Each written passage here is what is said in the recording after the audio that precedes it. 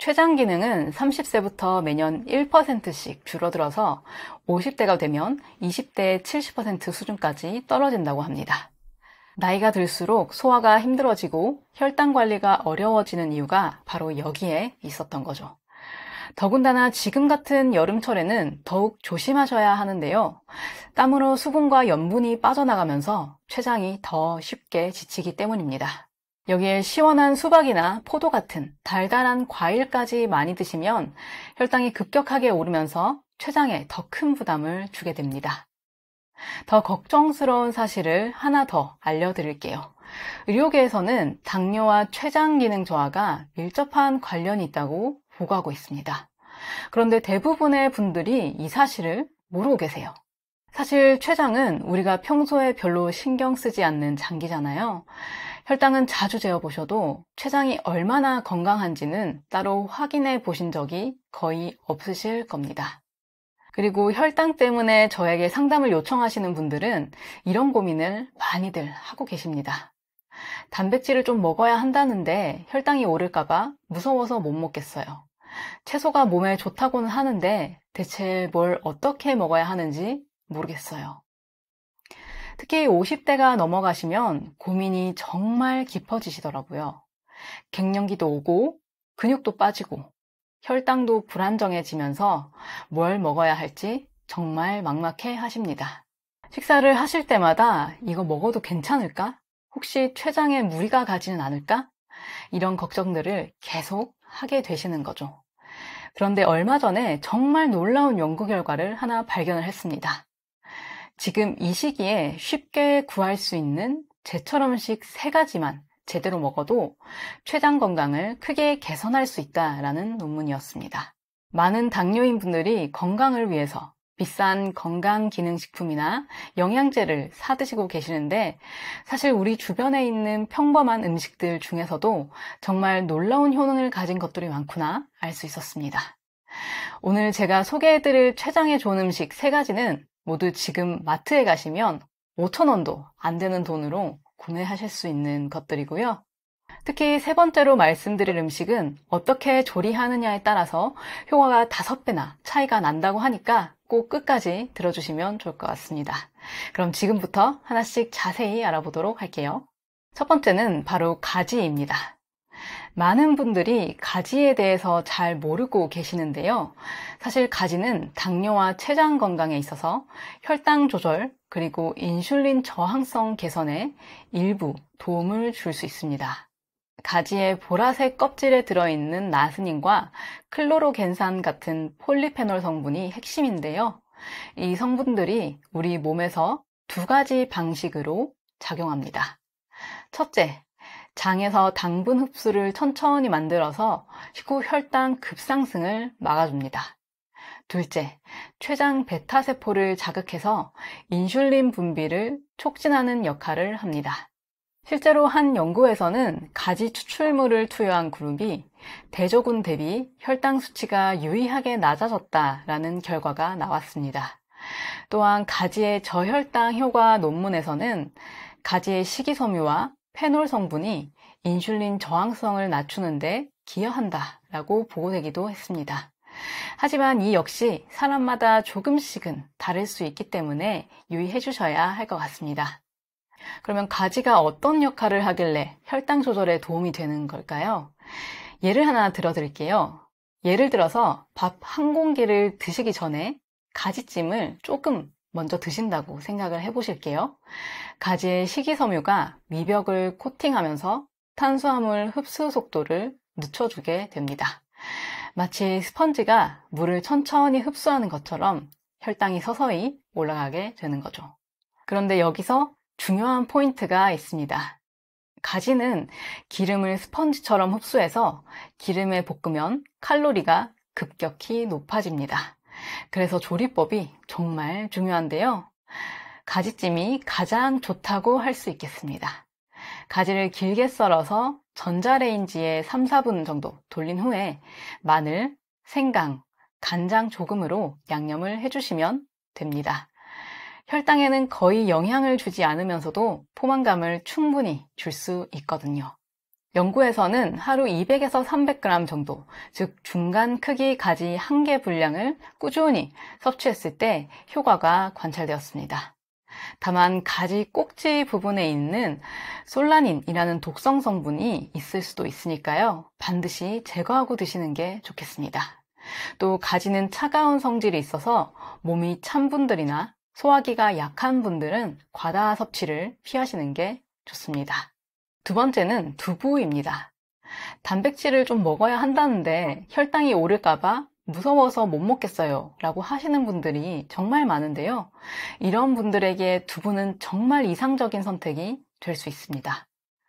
두부는 췌장 베타세포를 보호하면서 인슐린 민감성을 개선해주는 완벽한 단백질 공급원이거든요. 한 연구에서는 두부 및 콩 관련 식품을 꾸준히 섭취한 그룹에서 인슐린 민감성이 개선되고 혈당 조절 능력이 향상되는 것으로 나타났습니다. 두부에 들어있는 이소폴라본과 사포닌이 핵심 성분인데요. 이소플라본은 췌장 베타세포의 인슐린 분비 능력을 보호하고 사포닌은 혈당 상승을 완만하게 만들어줍니다. 또 두부는 혈당 지수가 15로 매우 낮아서 혈당에 거의 영향을 주지 않으면서도 양질의 단백질을 공급합니다. 그럼 어떻게 먹으면 좋을까요? 저녁에 고기 대신 두부 스테이크를 드시면 좋을 것 같습니다. 같은 양의 단백질을 섭취해도 고기는 포화지방과 함께 췌장에 부담을 주는 반면에 두부는 췌장 효소를 거의 사용하지 않고도 소화가 되기 때문입니다. 두부의 단백질 흡수율은 95% 이상으로 고기와 거의 비슷한데요. 하루에 150g 정도의 두부면 성인 남성 기준 하루 단백질 필요량의 약 30%를 공급할 수 있습니다. 그래서 저는 당뇨가 있으시다면 저녁에 고기 대신 두부 스테이크를 추천드리는데요. 두부를 도톰하게 썰어서 팬에 굽고 마늘, 간장 양념을 해주시면 고기 못지않게 맛있는 맛을 낼 수 있습니다. 요즘같이 더운 날에는 냉두부 샐러드나 연두부를 가볍게 드시는 것도 좋고요. 따뜻한 찌개를 드시고 싶다면 두부를 넣은 김치찌개도 좋은 선택이 될 수 있습니다. 다만 갑상선 기능 저하증이 있으신 분들은 두부의 이소플라본이 갑상선 호르몬 흡수를 방해할 수 있으니까요. 과다 섭취를 피하시고요. 하루 150g, 두부 한 모의 절반 정도만 드셔주시길 권유드립니다. 세 번째는 토마토인데요. 이게 정말 중요합니다. 어떻게 조리하느냐에 따라서 효과가 5배나 차이가 나거든요. 토마토의 리코펜과 비타민 C는 췌장 베타세포를 산화 스트레스로부터 보호하고 염증을 줄여주는 역할을 합니다. 리코펜 보충이 제2형 당뇨병 환자의 산화 스트레스와 혈당 대사에 미치는 영향이라는 연구에서 토마토의 리코펜이 혈당 안정과 산화 스트레스 완화에 효과가 있다고 나타났습니다. 토마토의 리코펜은 강력한 항산화제로 작용하는데요. 췌장 베타세포는 산화 스트레스에 매우 취약한데 리코펜이 이 세포들을 보호막처럼 감싸주는 역할을 합니다. 또 토마토의 비타민 C는 혈관 건강을 개선해서 췌장으로 가는 혈류를 원활하게 만들어주는 역할도 합니다. 토마토는 식사 전에 간단히 드시면 좋은데요. 토마토의 식이섬유가 위를 채워서 포만감을 주고 리코펜이 식사 중에 생길 수 있는 산화 스트레스를 미리 차단해주기 때문입니다. 또한 토마토의 낮은 혈당 지수 때문에 혈당에는 거의 영향을 주지 않으면서도 영양소는 충분히 공급받을 수 있습니다. 그런데 여기서 정말 중요한 포인트가 있습니다. 생 토마토보다는 익힌 토마토에서 리코펜 흡수가 훨씬 잘 된다는 건데요. 생 토마토는 비타민 C가 더 많고 익힌 토마토는 리코펜 흡수율이 3배에서 5배 이상 높아집니다. 그런 의미에서 저는 토마토 달걀 볶음을 특히 추천드리는데요. 토마토를 올리브유에 살짝 볶고 계란과 함께 볶아서 드시면 단백질도 함께 챙길 수 있기 때문입니다. 다만 신장 결석 병력이 있으신 분들은 토마토의 옥살산 성분 때문에 과다 섭취를 피하시고요. 하루에 중간 크기 2개 이내, 방울토마토는 10개에서 15개 이내로 드시는 게 좋습니다. 실제로 당뇨가 있으신 분들 중에서는 방울토마토, 토마토를 먹고 혈당이 올랐다라고 하시는 분들이 계십니다.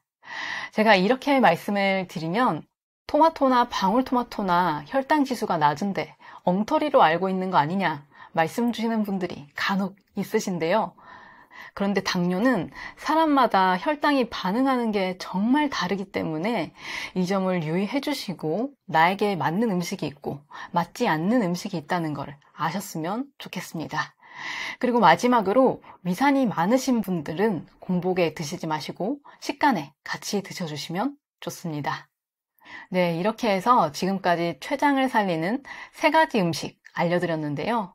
정리하면 가지의 안토시아닌은 췌장염증을 억제하고, 두부의 이소플라본은 인슐린 기능을 개선하고, 토마토의 리코펜은 췌장세포를 보호하는 역할을 합니다.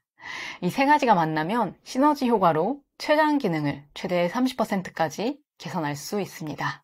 우리 인체의 모든 부분들이 그렇지만 특히나 췌장에는 더더욱 골든타임이라는 것이 있습니다. 기능이 50% 이하로 떨어지면 회복이 정말 어려워집니다. 그래서 지금부터 관리하고 예방을 잘 해주셔야 합니다. 제가 오늘 소개해드린 가지, 두부, 토마토는 영상 아래 제품 버튼 누르시면 쿠팡에서 신선한 제품으로 바로 구매를 하실 수 있으니까 참고해 주시고요. 제가 마지막으로 여러분들께 꼭 드리고 싶었던 이야기 하나 드리고 영상 마무리하겠습니다. 당뇨 관리의 핵심은 혈당이 오른 후에 운동을 하거나 약으로 낮추는 게 아닙니다. 한번 생각을 해보실게요. 불난 후에 물을 부어서 불을 끄는 것보다 애초에 불씨를 만들지 않는 게 훨씬 더 중요하잖아요. 그렇듯이 혈당도 마찬가지입니다. 올린 후에 내리려고 애쓰지 마시고요. 애초에 혈당이 오르지 않는 음식을 선택하시는 것이 가장 중요합니다. 이 3가지 음식은 그런 점에서 우리 췌장을 쉬게 해주고 혈당까지 안정적으로 지켜주는 최고의 선택이라고 할 수 있겠습니다.